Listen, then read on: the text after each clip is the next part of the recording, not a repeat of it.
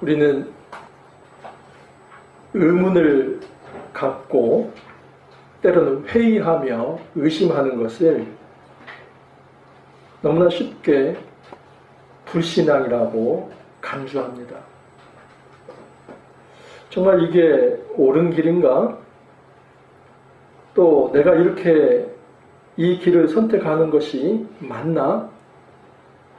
여기에 대한 회의가 찾아올 때 옆에 있는 사람들이 수근덕거리죠. 왜 그렇게 믿음이 없으십니까? 믿음을 가지고 확신을 가지고 의심도 없이 어떤 회의도 없이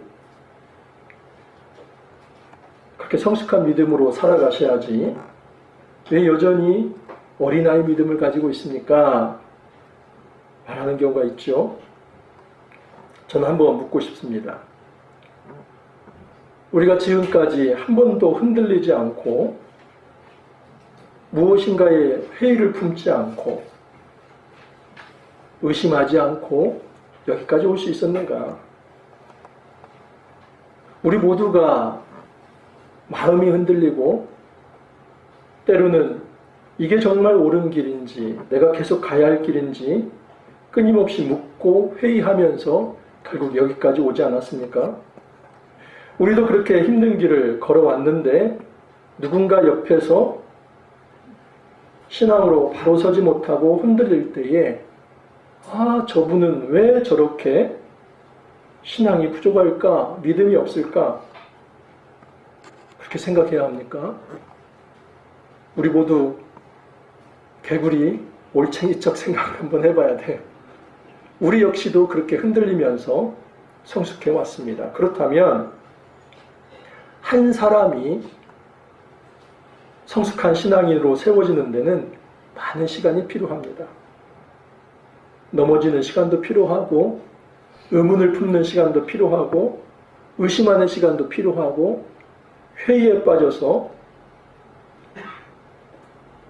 깊은 고뇌를 하는 시간도 필요합니다. 어떤 의문을 갖는 것 자체가 죄는 아닙니다. 죄는 그런 의심과 의문과 회의에 빠져서 하나님을 바라보지 않고 영영이 죄와 사망과 사단의 지배 아래 들어가는 것, 그것이 죄이지 우리 삶 속에서 잠시 흔들리는 것을 우리가 죄라고 말할 수는 없습니다. 심지어 세례 요한까지도 흔들립니다. 오실 그이가 당신이십니까? 여러분, 우리 역사 속에서 여자가 낳은 이 중에 가장 훌륭한 사람이라고 하는 이가 세례 요한이라고 한다면, 세례 요한의 마음이 흔들릴 정도라고 한다면 이 땅을 살아가면서 한 번도 흔들리지 않고 살아갈 사람은 아무도 없습니다. 지난 시간에 제가 말씀을 드렸던 것은 제자의 길이었습니다. 제자의 길은 검의 길이었다. 예수님께서 이런 말씀을 하셨습니다. 이 땅에 화평을 주러 온 것이 아니라 검을 주러 왔다. 많은 사람들이 오해를 하죠. 예수 믿는 것은 검을 휘둘러서라도 무력을 통해서라도 복음을 전하는 것이다. 실제로 역사 속에서 그런 일들이 있었습니다. 기독교 복음을 온 세계에 전하는 그 선교 현장에서 우격다짐으로 그 칼을 가지고 죽을래 아니면 예수 믿을래 이런 방식이 실제로 있었습니다. 이거 여러분, 우리가 기독교 역사 속에서 회개해야 할 일입니다. 하나님 나라 복음을 주님께서는 그렇게 전하시지 않았습니다.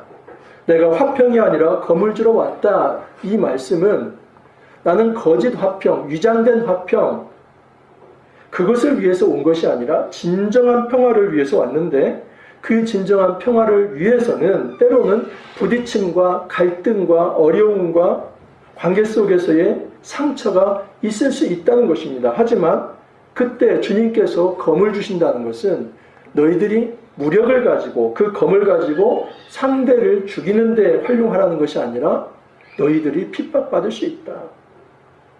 이런 어려운 상황에서, 갈등의 상황에서 너희들이 박해받을 수 있다. 그것이 바로 예수님께서 말씀하신 화평이 아닌 검입니다. 주님께서 말씀하시는 것은 저항하라는 겁니다. 복음을 전하다 어려움이 있으면 부딪히라는 것입니다. 하지만 비폭력적 방법으로, 이것이 바로 예수 십자가의 길입니다. 주님께서 십자가의 길을 걸으셨습니다. 주님께서 먼저 이 십자가의 길을 걷고 제자들에게도 너희도 너희에게 맡겨진 자기 몫의 십자가를 지고 나를 따르라 말씀을 합니다. 십자가는 나 살자고 다른 사람의 생명을 앗아가는 것이 아니라 내 생명을 들여서 누군가의 생명을 살려내는 것, 이것이 바로 십자가의 길입니다. 예수님께서 그 길을 걸어가신 것입니다. 점도 없고 흠도 없고 아무 죄도 없으신 분이 모든 인류의 죄인을 위해서 자기 목숨을 들이셨습니다. 이것이 예수님의 자기 희생의 십자가의 길이고, 예수님은 그의 제자들에게도 내가 이 길을 걸어갔으니 너희들도 십자가의 길을 걸어라 하는 것입니다. 여러분, 이 십자가를 져야 할 현장은 멀리 있는 것이 아니라 가장 가까이에 있죠. 우리의 가족, 우리의 친지, 우리의 직장, 공동체, 사회, 더 널리는 국가와 선교 현장이 바로 내가 십자가를 져야 할 삶의 현장들이죠. 여러분, 두려워하지 않아도 될 이유는 무엇이냐면 우리가 제자의 길을 걸어갈 때 하나님이 우리를 영접하신다는 사실입니다. 우리는 영접하면 내가 주님을 영접하는 것만 생각합니다. 아닙니다. 내가 주님을 받아들일 때 주님도 우리를 영접하십니다. 그런데 주님이 우리를 영접하는 독특한 방식이 있는데, 너희가 복음을 전하고 그 하나님 나라 평안을 전할 때에 너희를 영접하는 자는 나를 영접하는 것이고 나를 영접하는 자는 하나님 아버지를 영접하는 것이 될 것이다. 여러분, 우리가 예수 제자로 살아갈 때 하나님께서 우리를 받아들여 주시는데, 주님은 우리가 세상에서 복음을 전할 때 세상 사람들도 우리를 받아들일 수 있도록 보이지 않는 손으로 역사해 주신다 하는 사실입니다. 우리가 이것을 믿기 때문에 제자의 길을 끝까지 걸어갈 수 있습니다. 주님께서 이제 11장, 12장은 특별히 10장에서 하나님 나라 복음이 선포되었는데 그것에 대한 반응입니다. 이제 첫 번째 반응이 이 세례 요한인데, 세례 요한까지도 흔들리는 마음이 있다 하는 사실입니다. 과연 이것을 우리가 어떻게 받아들이고, 또 우리는 세례 요한보다는 훨씬 더 준비가 안 된 그런 존재들인데 우리 마음이 흔들릴 때는 우리가 어떻게 해야 할지 말씀을 통해서 살펴보기를 원합니다. 오늘 말씀 11장 1절에서 3절 같이 한번 한 목소리로 읽도록 하겠습니다. 같이 시작. 예수께서 12 제자에게 명하기를 마치시고 이에 그들의 여러 동네에서 가르치시며 전도하시려고 거기를 떠나가시니라. 요한이 옥에서 그리스도께서 하신 일을 듣고 제자들을 보내어 예수께 여짜오되 오실 그이가 당신이 오니까 우리가 다른 일을 기다리오리까. 예수님께서 12 제자에게 명하기를 마치셨다 하는 것입니다. 이것은 10장의 내용입니다. 10장에서 예수님께서 12 제자를 세우시고 하나님 나라 복음을 전파하도록 위임하셨습니다. 어떤 이방의 길로도 가지 말고 이스라엘의 잃어버린 양에게로 가라. 이것은 예수님께서 어떤 선민주에 빠져 있는 것이 아니라 새 이스라엘 선포를 말씀하신 것이었습니다. 하나님 나라 복음을 전하라는 것입니다. 여러분, 이처럼 하나님 나라 복음이 예수 제자를 통해서 세상에 전파될 때에 옥에 있는 한 사람이 의심을 품습니다. 지금 예수 운동이 일어나긴 일어나는데 이 예수 운동이 정말 구약에서 예언된 그 메시아의 운동인가? 요한이 깊은 의심을 품게 됩니다. 근데 여러분, 이 세례 요한의 이 의심이 얼마나 기가 막힌 건지 아십니까? 이 세례 요한은 나는 예수님의 그 신발끈, 신들매를 풀기도 어려운 존재다. 나는 그리스도가 아니다. 내 뒤에 오실 이가 그리스도이고 나는 그의 길을 예비할 자다. 예수님께서 세례를 받으러 올 때 제가 예수님께 세례를 받아야 하는데 웬일이십니까? 아니다. 하나님의 뜻을 이루라. 그래서 예수님께 세례를 주면서 이는 세상 죄를 지고 가는 하나님의 어린 양이로다. 이 모든 고백을 했던 사람이 세례 요한 아닙니까? 그런데 그 옥에 갇혀서 흔들리기 시작하는 겁니다. 정말 이 예수가 메시아 맞나? 이 예수가 그리스도가 맞나? 내가 이 사람 때문에 목숨을 바쳤는데 그것이 정말 가치 있는 일이고 옳은 길이고 후회 없는 일인가? 여러분들 이런 의심을 해본 적 있지 않습니까? 내가 다른 거 다 내려놓고 세상에 이 길 가는 것도 있고 저 길 가는 것도 있고 이런 방식으로 사는 것도 있고 저런 방식으로 사는 것도 있는데 손해보고 때로는 세상 사람들로부터 인정받지 못한다 할지라도 아주 꿋꿋하게 내가 예수 제자의 길을 살고자 이것은 선택하지 않고 이 정도를 가겠다고 하는, 그래서 그 상황 가운데서 어려움이 있고 관계적 아픔도 있고 경제적 손실도 있고 심리적 부담과 정말 많은 어려움이 있는데 그런 가운데서 정말 우리 안에 찾아오는 이 흔들리는 마음, 혹시 여러분들은 그거 없으십니까? 그리고 우리 안에 그런 의심이 찾아든다면 우리는 정말 불신앙인입니까? 벌써 저도 오래전 일입니다. 거의 이제 30년 가까이 된 것 같아요. 한 28년 이상 된 것 같은데 총신대학교 신대원을 들어가고 내리 한 2년을 휴학을 했습니다. 첫 번째 목적은 좀 학비를 마련하고 또 어느 정도 좀 준비가 되고 싶은 그런 마음에서 내리 2년을 휴학했습니다. 그래서 제가 5년 만에 졸업했어요. 신대원을.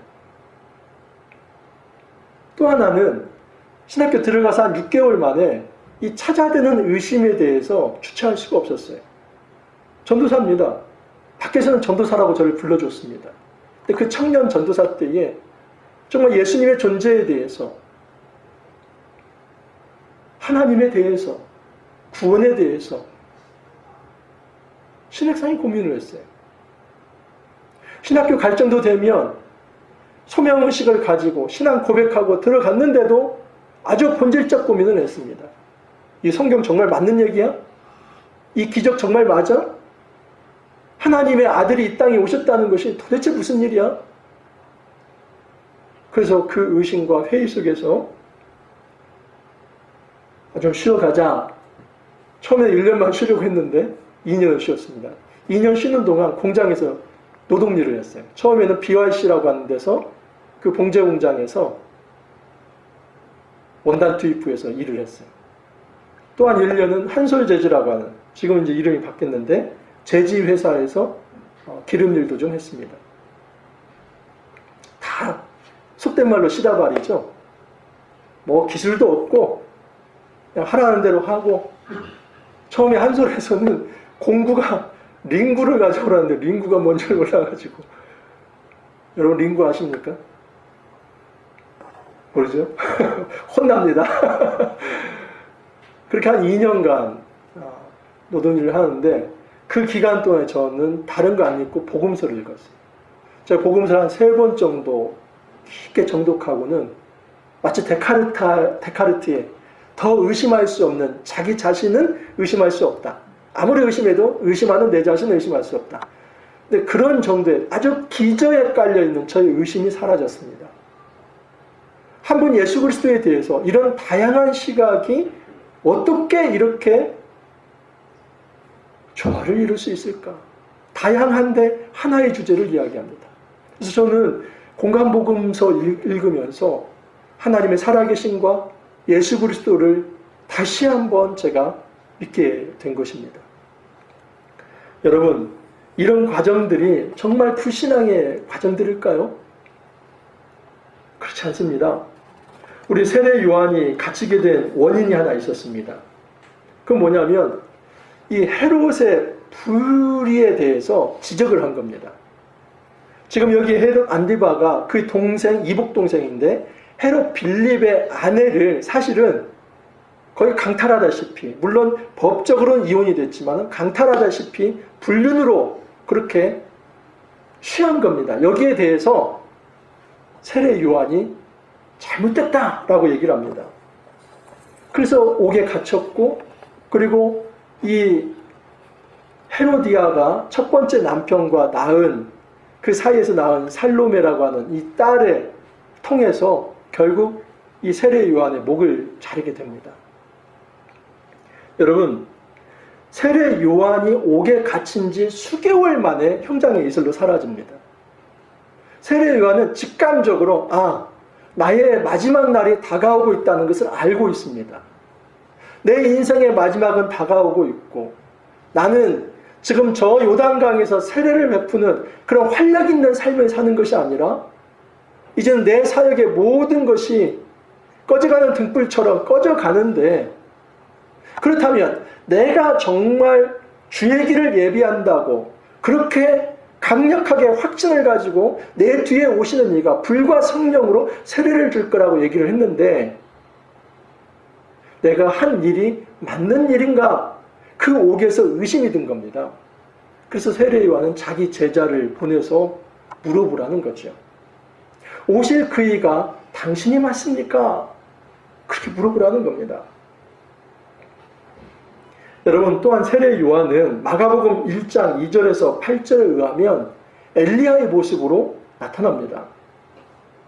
3절을 보면 광야에서 외치는 자의 소리가 있어 이르되 너희는 주의 길을 준비하라. 이거 다 말라기 3장 1절 이 엘리야의 모습, 그리고 4장 5절 6절에서 엘리야의 모습을 이야기하는 겁니다.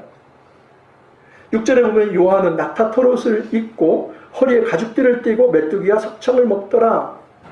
여러분, 이것은 과거 구약의 이 엘리야 선지자의 모습을 세례 요한이 닮은 것입니다.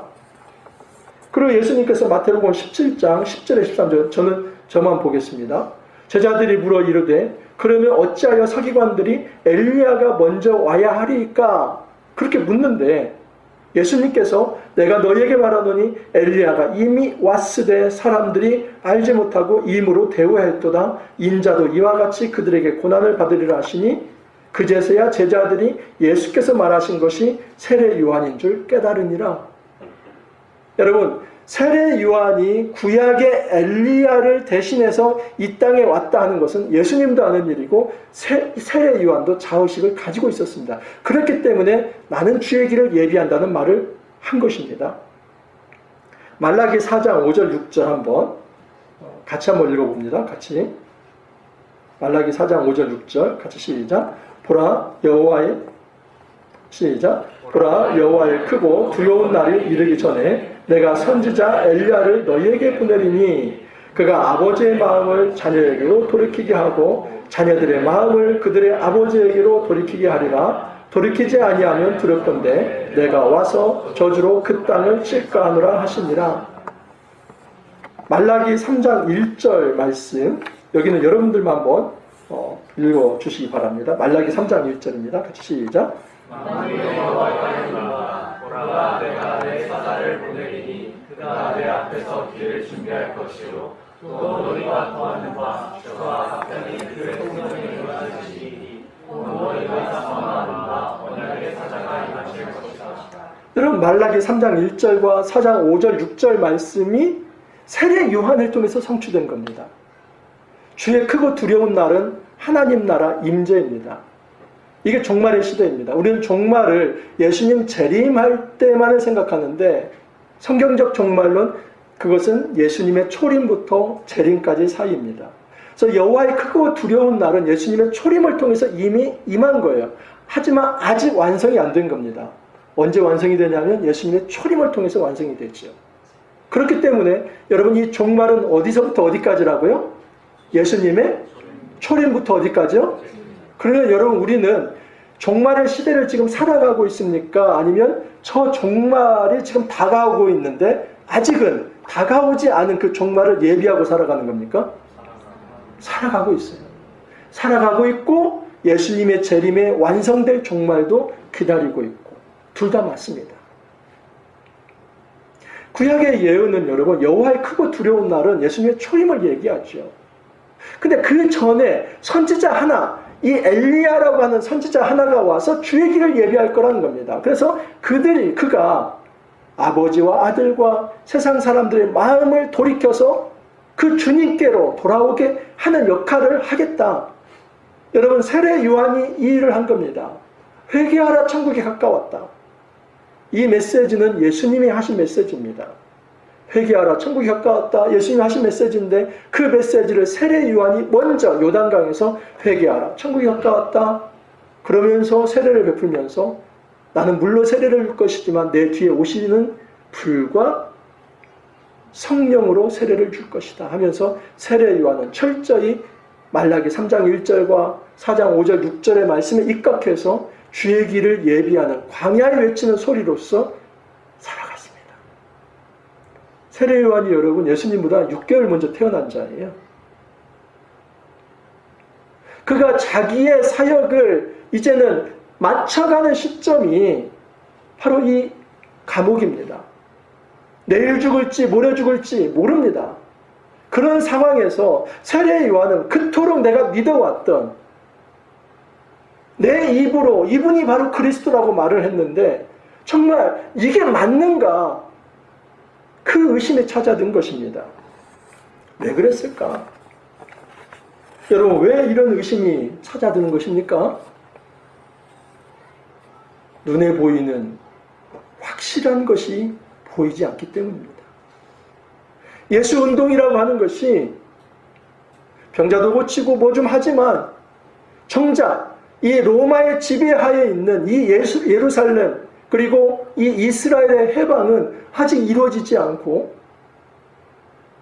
그 그리스도가 나타나면 정말 힘을 가지고 하나님 나라가 세워진다고 하는데 예수님은 머리 둘 곳이 없는 그 유랑하는 자처럼 보이는 것에 대해서 정말 이 정도가 하나님 나라가 이루어지는 것인가? 거기에 대한 깊은 회의가 있었던 것입니다.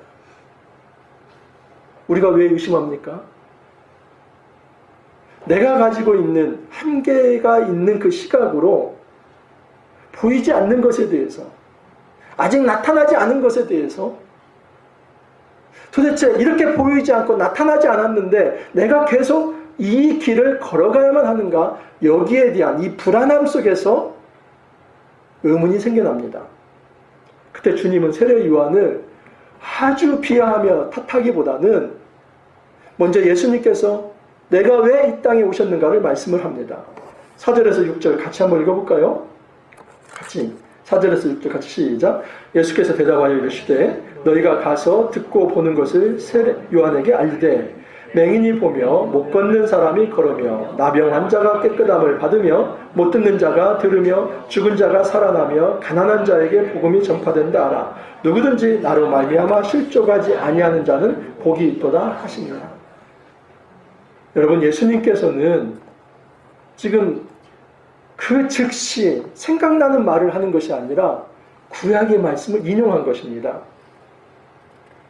구약의 이사야 35장 5절 6절 말씀에 이런 말씀이 있습니다. 그때에 맹인의 눈이 밝을 것이며 못 듣는 사람의 귀가 열릴 것이며 그때에 저는 자는 사슴같이 뜰 것이며 말 못하는 자의 혀는 노래하리니 이는 광야에서 물이 솟겠고 사막에서 시내가 흐를 것이니라. 이 종말적 하나님 나라가 임할 때 일어나는 현상들입니다. 맹인이 눈을 뜰 것이다. 못 걷는 자가 걸을 것이다. 사람의 귀가 열릴 것이다. 이사야 42장 7절도 마찬가지입니다. 같이 읽을까요? 같이 시작. 내가 눈먼 자들의 눈을 밝히며 갇힌 자를 감옥에서 이끌어내며 흑암에 앉은 자를 감방에서 나오게 하리라. 핵심은 해방입니다. 여러분, 구원의 핵심은 해방입니다. 이 출애굽이 아주 중요한 모티프가 되는 것이죠. 그래서 갇혀있는 모든 이들이 이제는 자유를 얻게 될 것이다. 이사야 61장 1절에서 희년의 해를 그렇게 선포합니다. 한 절씩 교독합니다. 주 여호와의 영이 내게 내리셨으니 이는 여호와께서 내게 기름을 부으사 가난한 자에게 보고 아름다운 소식을 전하게 하려 하심이라. 나를 보내사 마음이 상한 자를 고치며 포로된 자에게 자유를, 갇힌 자에게 노임을 선포하며 여호와의 이름으로 모든 슬픈 자를 위로하되 같이 읽을까요? 시작. 무릇 시온에서 슬퍼하는 자에게 화관을 주어 그 죄를 대신하며 기쁨의 기름으로 그 슬픔을 대신하며 찬송의 옷으로 그 근심을 대신하시고 그들이 의의 나무 곧 여호와께서 심으신 그 영광을 나타낼 자라 일컬음을 받게 하려 하십니다. 이사야 말씀을 통해서 예수님께서는 내가 오실 그이 맞다 이 얘기하는 겁니다. 왜냐하면 이사야 35장 5절 6절 42장 7절 61장 1절은 메시아 그리스도가 이 땅에 오게 되면 이루어질 하나님 나라에 대한 모습입니다. 핵심은 해방입니다. 이 육신의 질병으로부터 해방이 되고 죄로부터 해방이 되고 어떤 모든 매였던 것으로부터 해방이 된다. 이 주빌리라고 하는 희년이라고 하는 게 있습니다. 히브리어는 요벨 그렇죠? 그 50년째가 되면 나팔을 뭉 붑니다. 그래서 만약에 땅을 잃어버린 자가 있다면 너무나 가난해가지고 땅도 팔고 심지어 몸도 팔려갔습니다. 근데 그 50년째가 되면 땅을 돌려주고 그 몸도 죄의 그 종의 몸에서 해방이 되어 자유인이 되고 이게 바로 희년의 해입니다. 하나님 나라는 바로 희년입니다. 은혜의 해입니다. 동시에 그날은 보복의 해이기도 합니다. 하나님께서 악한 자, 하나님을 대적하는 자를 하나님 심판하시되 그의 백성을 구원하는 날이 희년의 해인데 예수님은 바로 이사야에서 말씀한 대로 눈먼 자를 고치고 귀머거리를 고쳐내고 안전뱅이를 일으켜 세우는 이 모든 것들은 하나님 나라가 임하는 것에 대한 상징이다. 나는 그것을 행했다. 이 얘기를 한 것은 예수님께서 완곡하게 세례 요한아 의심하지 말라. 오실 그이가 바로 나다. 주님이 선포를 한 것입니다. 이것이 바로 하나님 나라 복음입니다. 하나님 나라 복음이 임할 때 참된 해방이 이루어집니다. 주님은 여기서 더 나아가서 이제 세례 요한을 칭찬하죠. 세례 요한이 어떤 사람인가? 여자가 낳은 이 중에서 가장 큰 자라고 얘기를 합니다. 그런데 그 끝에 무슨 얘기를 하냐면 천국에서 가장 작은 자라 할지라도 누구보다는 크다고요? 세례 요한보다는 크다. 예수님께서 어떤 방어법을 쓰는 것인가? 그래서 정말 마지막 주제에 더 초점을 맞춰서 세례 요한을 비하하려고 하는 것인가? 아닙니다. 실제로 여러분 예수님께서 생각하실 때에 구약의 어떤 선지자보다도 가장 훌륭한 선지자가 세례 요한이라는 겁니다. 여러분 세례 요한은 구약의 마지막 선지자입니다. 그러면서 세례 요한은 신약을 여는 신약의 첫 선지자이기도 합니다. 그래서 신약과 구약의 가교 역할을 한 사람이 바로 세례 요한입니다. 세례 요한은 그리스도가 아닙니다. 하지만 그는 구약과 신약의 가교 역할, 그래서 그 길을 건너가는 이가 그리스도 예수이죠. 만약에 세례 요한이 없다면 그리스도의 사역도 제대로 시작될 수 없는 것이죠. 그런 의미에서 세례 요한이 얼마나 위대한 존재입니까? 여인이 낳은 자 중에 가장 크다 이 얘기는 지금 세례 요한의 사역을 그렇게 함부로 평가절하할 수 있는 그런 인물이 아니다. 근데 너희들 광야에 왜 나갔냐 물어봅니다. 흔들리는 갈대 보러 나갔냐? 아닐 것이다. 바로 선지자를 보러 나간 거 아니냐. 그 선지자 맞다는 것입니다. 그런데 여러분 이 위대한 칭찬을 받는 이도 이 천국에서는 가장 작은 자보다도 세례 요한이 더 작다라고 얘기를 합니다.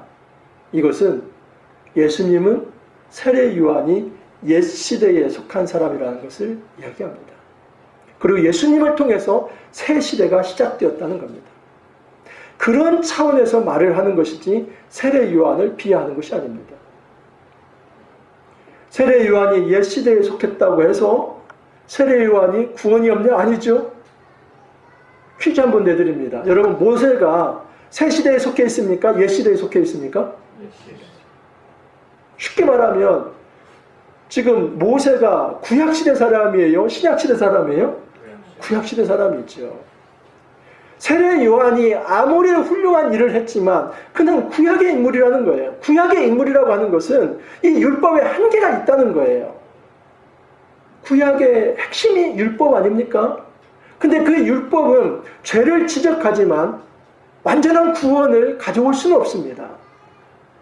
여러분, 신약은 그 율법을 뛰어넘는 새로운 한 의를 주님께서 나타내 주시는데 핵심은 예수 그리스도입니다. 율법의 행위가 아니라 예수 그리스도를 믿음으로 하나님 나라가 임한다.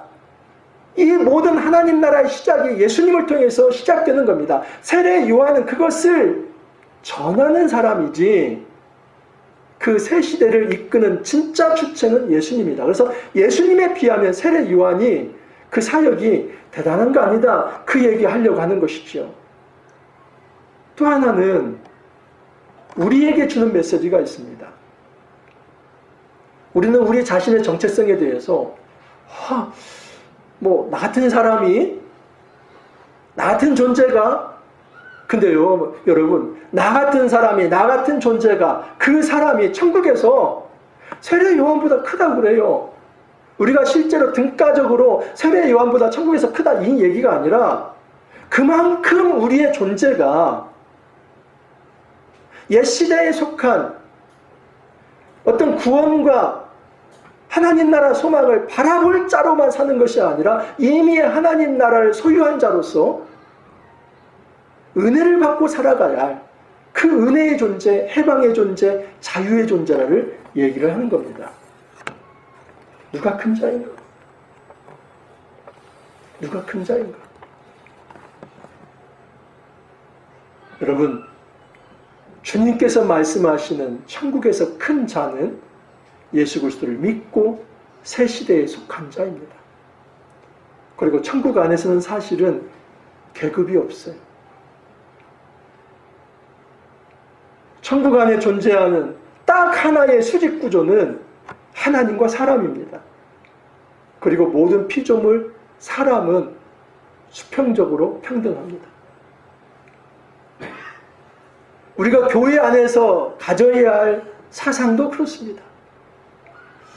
어떤 분들은 목회자는 그래도 말씀을 전하는 사람이니까 조금 더 높여줘야 하고, 또 장로님, 권사님은 그래도 더 일을 많이 하시는 분이니까 더 높여줘야 하고, 그래서 교회 안에서 성도를 계급으로 이해하는 경우가 실제로 존재합니다. 많은 경우 그렇습니다. 여러분, 이것은 계급이 아닙니다. 하나님 나라 원리는 수직 구조는 딱 하나다. 하나님이 위에 계시고 인간은 밑에 있고, 그리고 나머지 모두는 다 수평적으로 똑같다는 거예요. 목사도 평신도와 똑같습니다. 제가 설교자는 이 강단에 있을 때의 설교자입니다.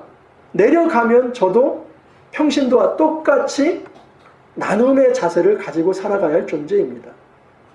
하나님 나라는 결코 어떤 계급을 두면서 누가 크냐 누가 작냐 이걸 얘기하려고 하는 게 아니라 하나님 나라 백성 된다는 것이 얼마나 영광스러운가, 그것을 천국에서 가장 작은 자도 세례 요한보다 크다는 말로 표현한 겁니다. 이것은 실제로 그렇다는 얘기가 아니라 너희는 이렇게 놀라운 하늘 백성이 되었다. 구약 사람들이 그렇게 바라봤던 그 하나님 나라가 이제 너희들에게는 실제가 되었다. 얼마나 자부심을 가지고 그 명예를 가지고 살아갈 존재인가, 그걸 얘기합니다. 그러면서 이런 말씀을 하죠. 천국은 지금까지, 세례 요한 때로부터 지금까지 침노를 당해왔다. 여기에 대한 두 가지 해석이 있어요. 하나는 이 악한 자들이 세례 요한을 핍박하듯이 예수 제자를 핍박한다, 이것을 천국이 침노당했다, 이렇게 표현하는 경우가 있고, 또 하나는 이 천국에 대한 제자들의 반응, 그래서 그 천국에 들어가려고 하는 제자들의 반응을 이런 식으로 문학적으로 표현했다. 저는 후자입니다. 여러분, 이 제자들이 천국에 대한 반응을 보여주는 것입니다. 천국이 이 땅에 임했을 때 그 천국에 대한 강렬한 반응, 천국에 대한 소망을 가지고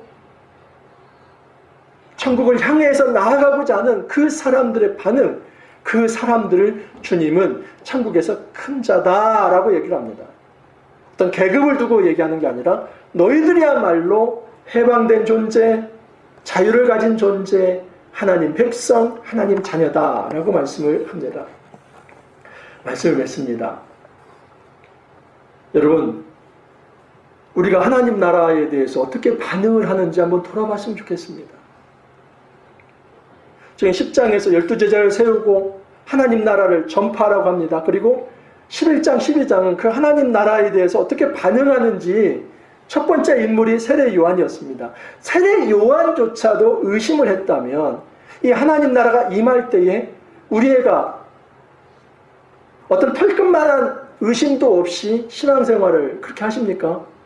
목사는 정말 말씀을 보고 기도하기 때문에 그런 어떤 회의도 없이 신앙생활을 한다고 생각하십니까?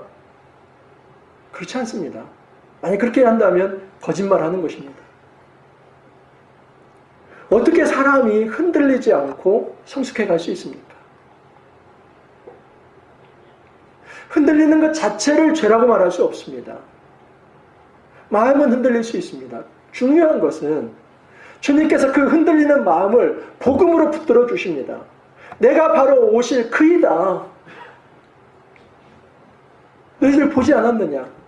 눈먼 자가 보고 있고 귀 먹은 자가 듣고 있고 저는 자가 일어서고 있고 귀신이 쫓겨나고 죄가 사해지고 육체적 영적 모든 자유와 해방이 지금 일어나는 이사야가 예언했던 그 희년의 해 하나님 나라가 임하고 있다는 것을 너희들이 목도하고 있지 않느냐. 내가 바로 그리스도 맞다. 이 하나님 나라 임재에 제대로만 반응한다면 주님이 네가 바로 큰 자야.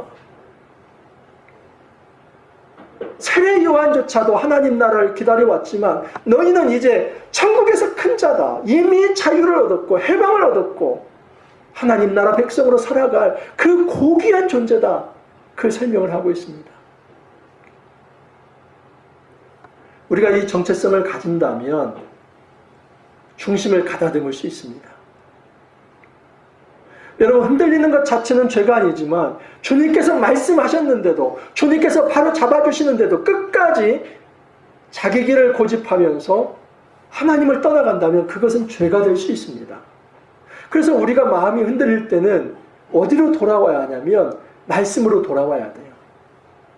우리의 감정은 믿을 게 못 됩니다. 감정이 좋다가도 나쁘기도 하고 나쁘다가 좋기도 합니다. 결코 우리의 감정은 믿을 게 못 됩니다. 정말 믿을 것은 무엇이냐면 영원토록 변함이 없는 영원하신 말씀입니다. 주님이 우리를 다시 회복시켜 주시는 것은 말씀입니다. 제가 신대원 2년 휴학하면서 그 회의 시간도 결국 복음서를 읽으면서 회복이 됐습니다. 왕도가 없습니다. 신앙생활 왕도 없습니다. 성경을 읽지 않으면서 왜 내 신앙은 성숙하지 않는가? 성경을 읽지 않으면서 왜 나는 변화되지 않는가? 성경을 읽지 않으면서 왜 이 문제는 해결되지 않는가?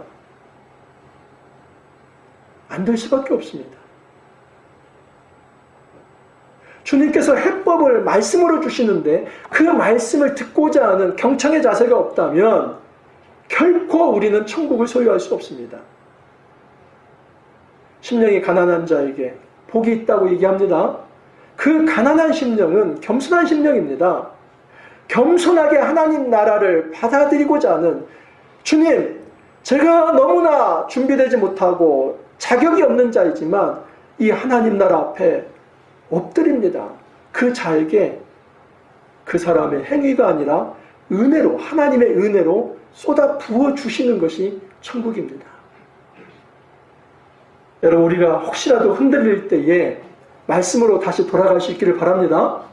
주님이 주시는 말씀으로 우리가 중심을 다잡고 다시 회복될 수 있기를 간절히 소망합니다. 우리 말씀 생각하면서 같이 한번 기도합니다. 세례 요한에게 의심이 찾아왔다면 세례 요한에게 그의 전생의 가치를 다시 한번 회의할 정도의 그런 깊은 고민이 찾아왔다면 반드시 우리도 마음이 흔들릴 때가 있었을 것입니다. 여러분, 흔들리는 마음을 애써 나는 아니야 하면서 부정하면서 괜찮아 그렇게 넘어갔던 것은 아닌지 돌아보기 원합니다. 우리는 정직하게 우리의 흔들리는 마음을 하나님 앞에 아뢰야만 합니다. 그리고 말씀으로 돌아와야만 합니다. 결코 우리의 흔들리는 마음을 다른 어떤 것이 붙들어 줄 수는 없습니다. 성경을 읽을 때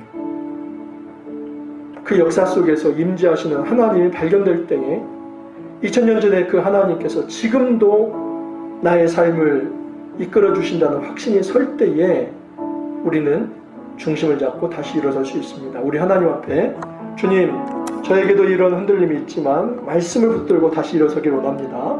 우리 결단의 기도 같이 한번 드리도록 하겠습니다.